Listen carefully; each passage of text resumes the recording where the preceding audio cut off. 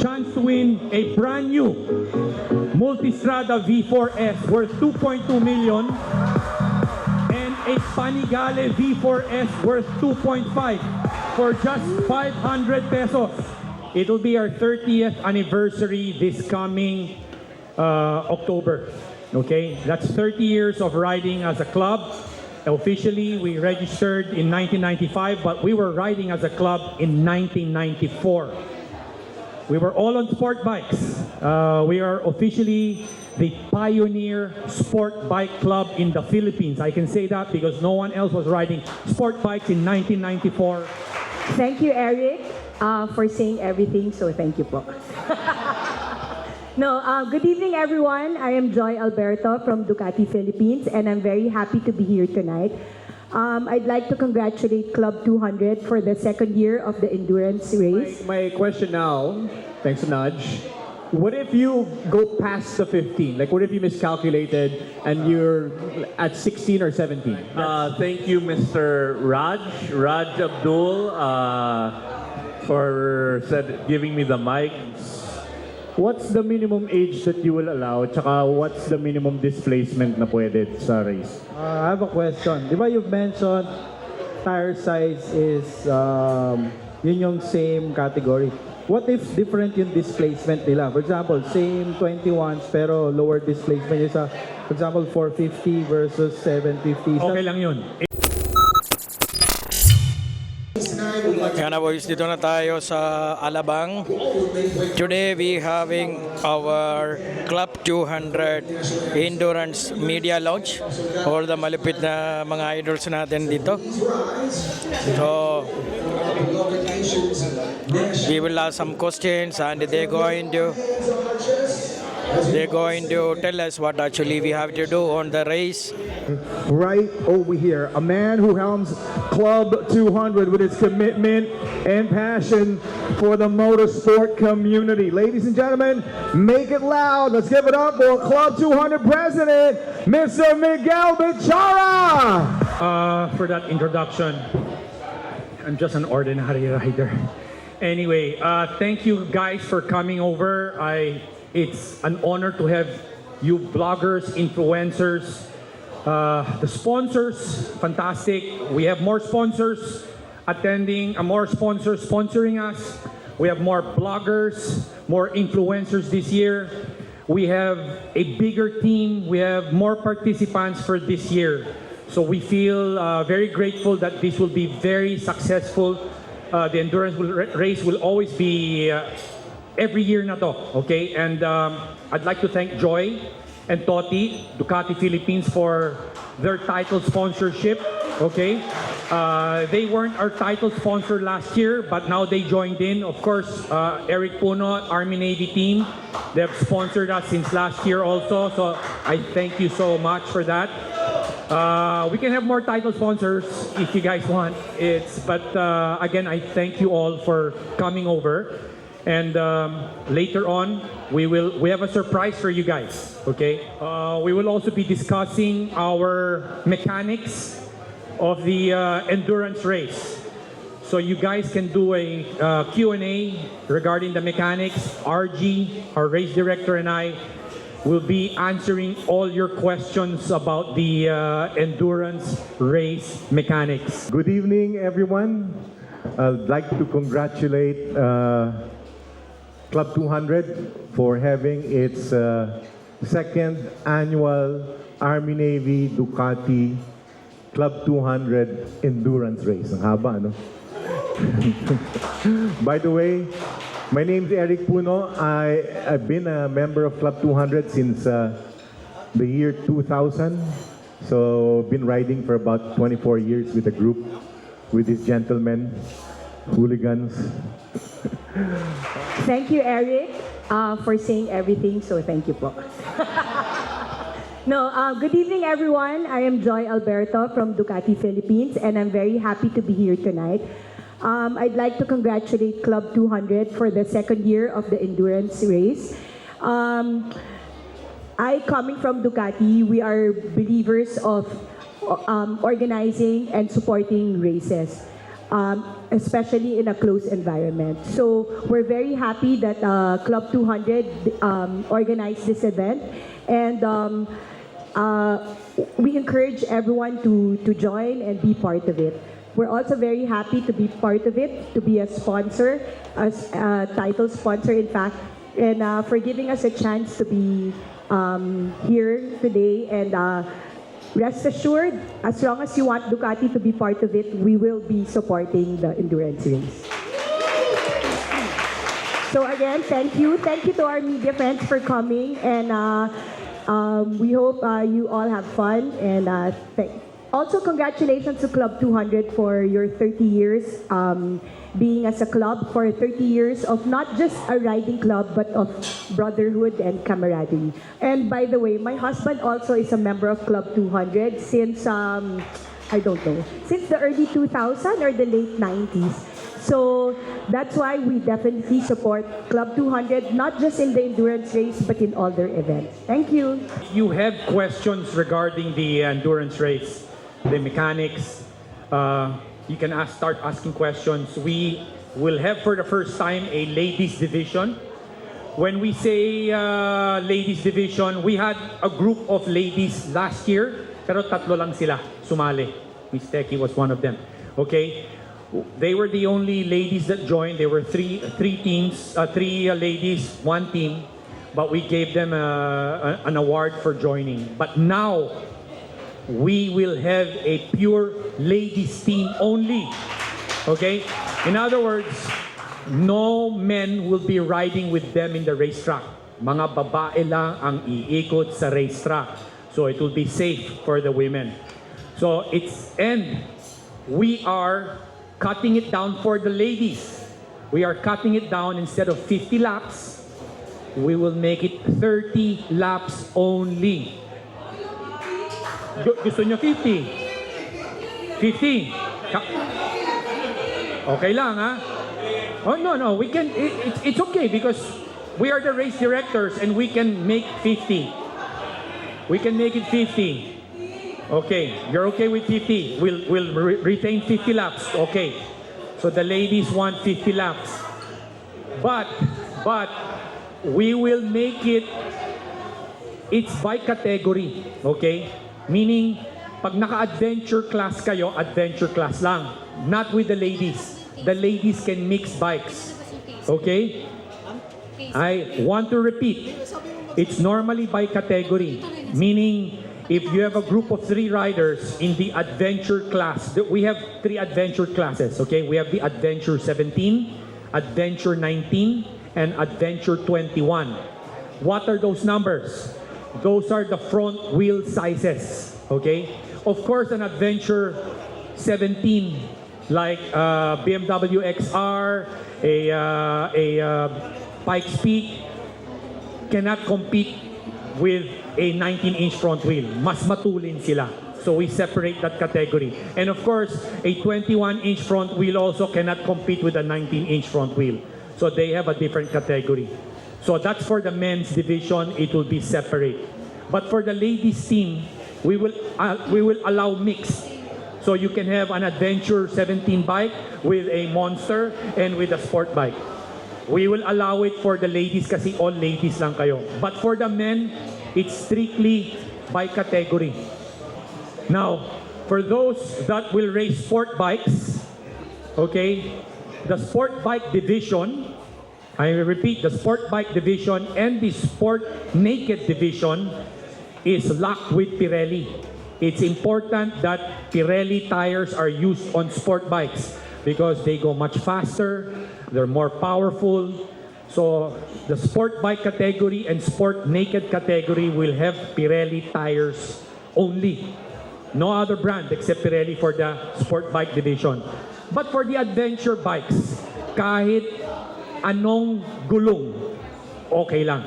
If you do not use the same bike, bawal ang same bike. We don't want refueling, we don't want changing tires. You use your own bike. So when you guys come in, you transfer the transponder, then you will have 30 seconds to transfer the transponder. If you transfer the transponder in 10 seconds, you cannot take off. we will have a timer. You have to wait 30 seconds. After 30 seconds, then you can take off. But remember, in the paddock, there will be a speed limit of 40 kilometers per hour. So follow that 40 kilometers per hour speed limit or you will be penalized. It has happened last year. Some teams were penalized for going too fast in the paddock and area, and they were penalized a lap, 1 lap. So anyway, we will have the race briefings and all this during the race day. But then again, it's good for you guys to know about it tonight. The Q&A regarding the endurance race. Last year, we never had a pro class. Okay, when I say pro class, these are the expert guys from Philippine Superbike. Okay, we will allow them to join, but only on adventure bikes. Bawal sila sa sport bike. So the pro class, like let's say TJ will join, Alberto, bawal siya naka-sport bike. Naka-adventure bike. Marvin Maglubnan will join, let's say, bawal siya naka-sport bike. He has to use an adventure bike. Okay? So pro class will be allowed, but they will have a team of intermediate riders. You cannot have 2 or 3 pro riders in one team. So they will just create their own team. So you can have Dashi Watanabe on a Kawasaki adventure versus with slicks or race tires, SC1s, and he'll choose his own rider. So it's all about strategy and endurance. Some people get tired. They do fast, 8 laps fast, they're tired now. So remember, you have a minimum of 7 and maximum of 15 laps to complete total of 200 kilometers. And those that finish first, you get a cash prize. Okay, we are the only racing, the only endurance race or the only race in the Philippines that awards prizes instead of trophies. Aside from trophies, we also give cash prizes. And some of you have won last year. We gave cash prizes. He won the race. He won the race first place. He caught up 1 by 1 and passed everybody. His team won the race. Actually, his team won the race. So my point is, running to your bikes and taking off right away is not a means of winning the race. Because remember, you have a team of 3. So it's a strategy. Okay? So, okay. And then talking about qualifying, if you guys have a team of 3 girls, Motopilots here, Che is here. Che is here. Hi, Che. Thank you for coming. If you have a team of 3 girls, if you are the fastest girl in the team, you will have to qualify. So you choose your team. Kung sinong, let's say kayong tatlo, kung sinong pinakamatulin sa inyong tatlo, si Miss Teki kunyari, si Miss Teki ang qualify. Okay? So the fastest rider you think in your team, siya magka-qualify. Nudge. Oh, yes. Sorry, Nudge. Let's go, Nudge. Ask the question. Ayan, my question is, is that compulsory that should be 3 people in one team? No, it's not compulsory. It's a minimum of 2 riders, maximum of 3. But remember, if you're 2 riders, you will get tired easily. Because pag 3 riders, the first one goes out, the third one that's going to go out, matagal pa. So when the first one goes out, comes back, the second one goes out. And then the third one goes out. So medyo there is that long lag and long, I would say, rest time. I think kaya yan si Makimoto. Gusto niya ng dalawa lang kami. So anyway, other question is, if in one team there is 3 people and one of them on the race is crashed, is that the team is going to disqualify? Okay, good question. If the bike cannot run, that's it of the team.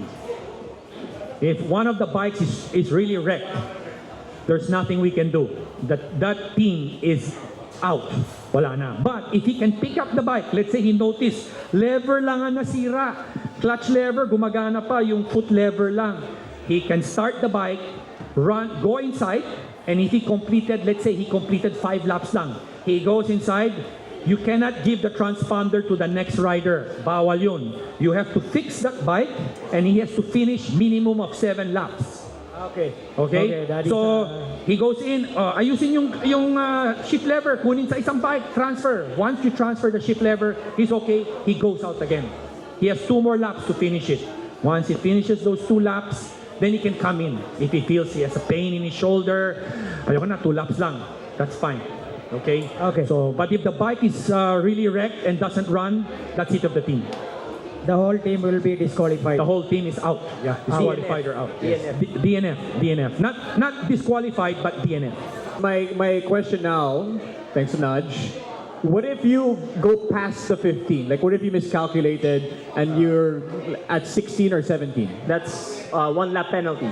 So it's your responsibility of your team or your team manager if you have one, or you as a rider to know how many laps to do.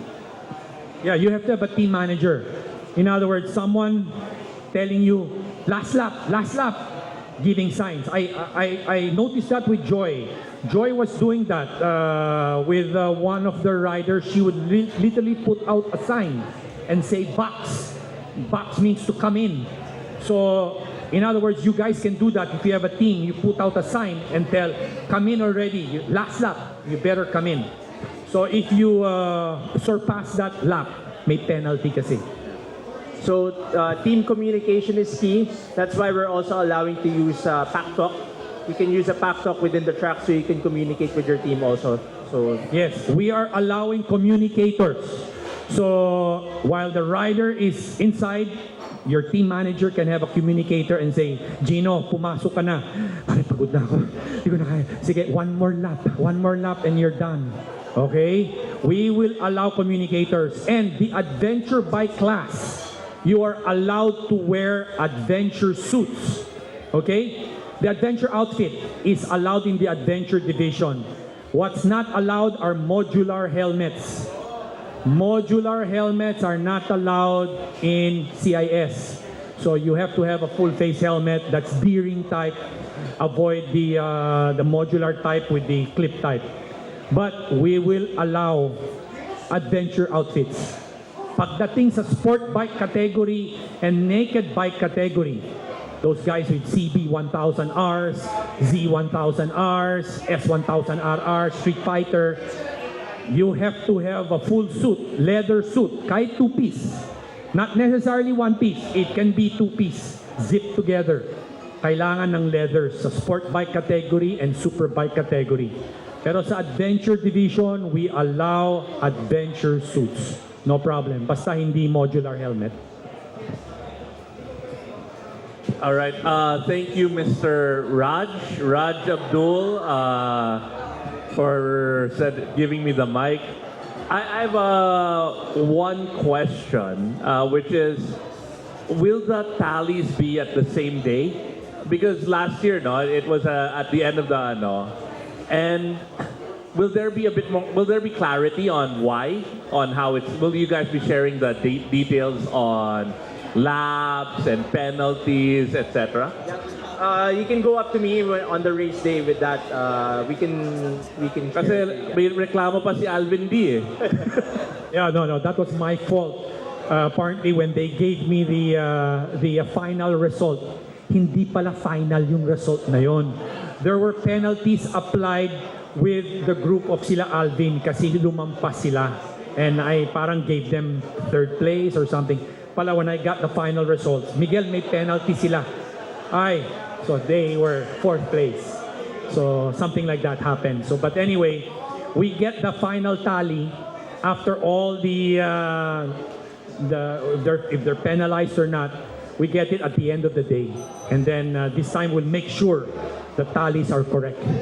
So I announced it too early when they gave me the list. Ito, mali pala. It's not the final list. All right. Good evening, RG. Good evening, Sir Miguel. Congratulations, Army Navy Ducati Club 200. Question. Let's talk about minimums. What's the minimum age that you will allow? Tsaka what's the minimum displacement na pwede sa race? With the age of 18 and above. So we can't allow minors.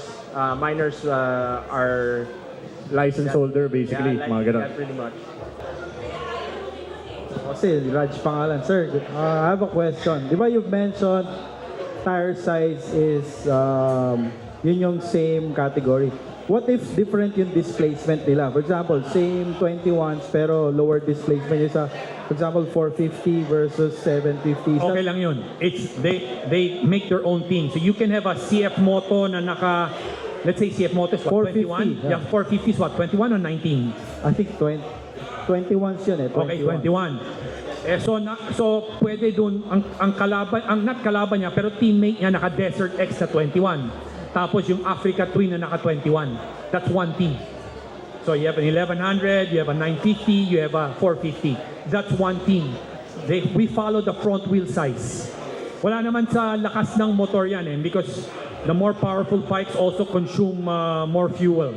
So it's really strategy. Hi. Sorry. Miguel, I'd just like to ask if the rules, can we see it online? Yes, we can. Is it online? We can put it online. Sige. Okay. And second, will there be a media class? We had one before, a media class.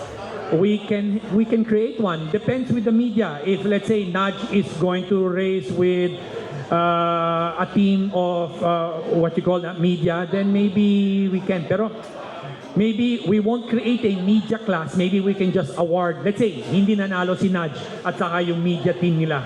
We can just give them a appreciation, like of appreciation that they joined. Okay, thank you.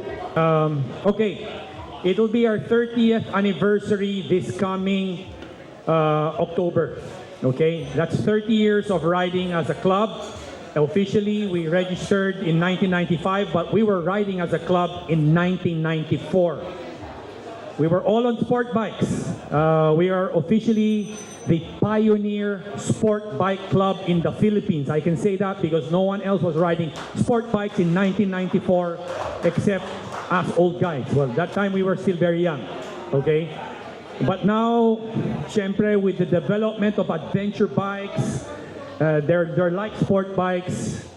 Some of us own second bikes like adventure bikes. But anyway,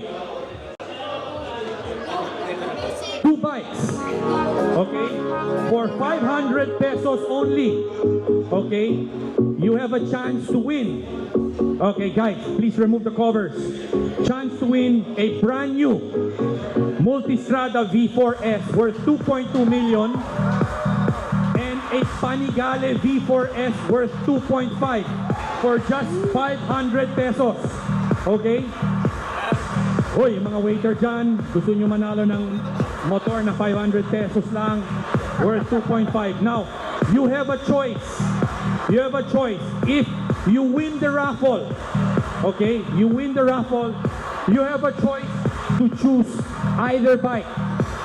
You can say, ayoko ng Panigale, that's too much for me.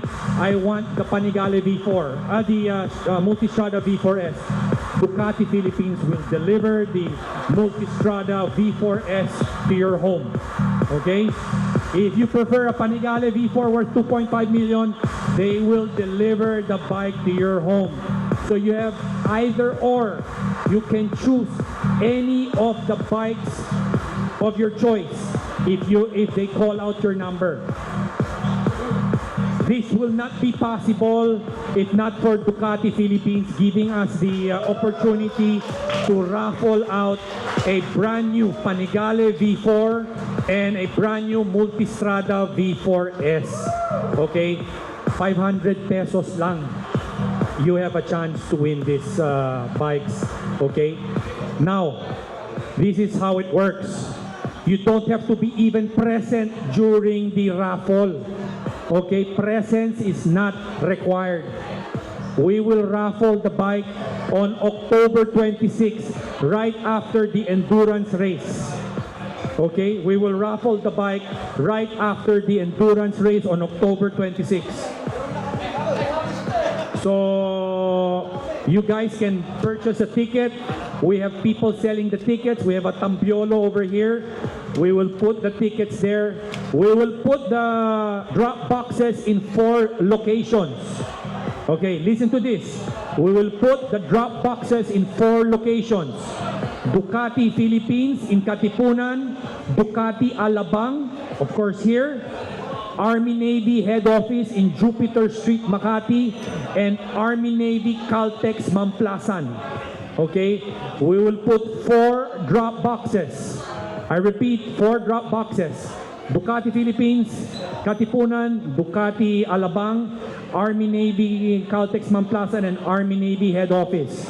So you can buy the tickets from us or buy it from them and then put it in the drop box. And we will raffle. You can buy as many tickets as you want. It's only 500 pesos. Good evening, everyone, sponsors, media friends, and members from the riding community, friends, family. Good evening. Thank you for coming tonight. There's a saying that goes, if you don't know your purpose, at least you should know your passion. And here we all know, and we are all in agreement that our passion is riding motorcycles, right? And so we want to thank you for coming together and to participate in Club 200's endurance race for 2024. Now, we want this to be a very enjoyable experience, but being with Club 200, we have 3 items that we can't stress enough. And number 1, that's rider safety. Number 2, rider safety. Number 3, rider safety. Okay? So let's just have fun, and we will all see you on October 25. And as you go home tonight, be safe, drive safely, ride safe, okay? And buy tickets. All right? Thank you very much. Good night. God bless you.